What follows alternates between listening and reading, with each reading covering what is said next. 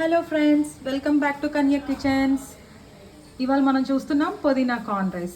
పుదీనా కార్న్ రైస్కి కావాల్సిన పదార్థాలు 1.5 corn, 2 cups onions and ginger, garlic, green chilli, 1 cup carrot, 1 cup తరిగిన పుదీనా, 1 cup క్యాష్యూస్. ఇప్పుడు దీన్ని మనం onions, green chilli, ginger, garlic fine paste చేసుకోవాలి. 3 cups rice. Onions, green chilli, ginger, garlic, తగినంత ఉప్పు.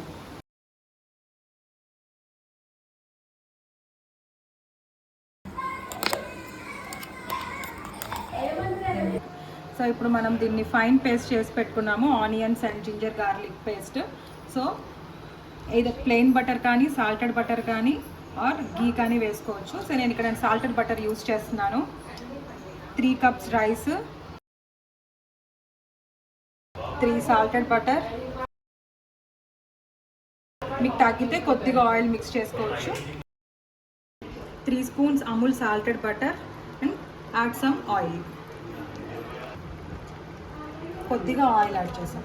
సో ఆయిల్ యాడ్ చేసిన తర్వాత మనం పేస్ట్ చేసి పెట్టుకున్నాం కదా, ఈ పేస్ట్ పెట్టుకున్న ఆనియన్ పేస్ట్ని మనము యాడ్ చేసేస్తున్నాం. సో ఇది యాడ్ చేసేసి కొంచెం పచ్చివాసన పోయేంత వరకు మనం దీన్ని కలుపుకోవాలి. ఈ ఆనియన్ పేస్ట్ పచ్చివాసన పోయేంత వరకు అండ్ ఆయిల్ లాగేసేంత వరకు ఉంచేసి దీంట్లోకి మనం ముందుగా ఒలిచిపెట్టుకున్న కార్న్ అట్లానే క్యారెట్ కూడా వేసేసి ఒక 5-10 minutes బాగా పట్టేంత వరకు మనం కలిపేసి సిమ్లో ఉంచుకొని పట్టేంత వరకు కలిపేసి ఒక 5 minutes ఉంచుకోవాలి. మనం కార్న్, క్యారెట్ వేసుకున్నాం కదా, ఇది మొత్తం ఉడికేంత వరకు ఉండక్కర్లేదండి.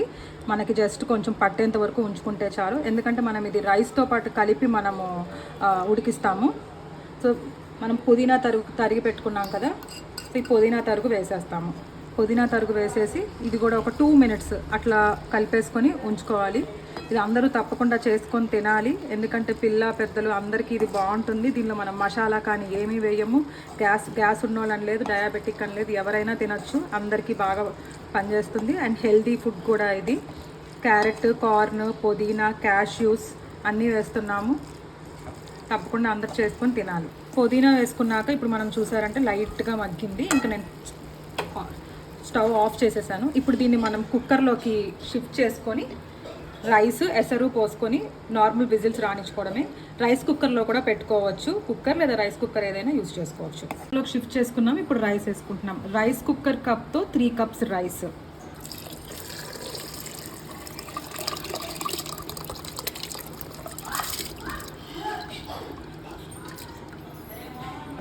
మనం రైస్ వేసేసుకున్నాము.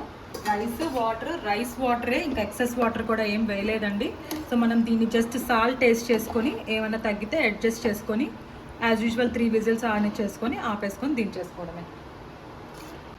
చూసారా, వేడి వేడి కార్న్ రైస్ అయితే రెడీ అయిపోయింది.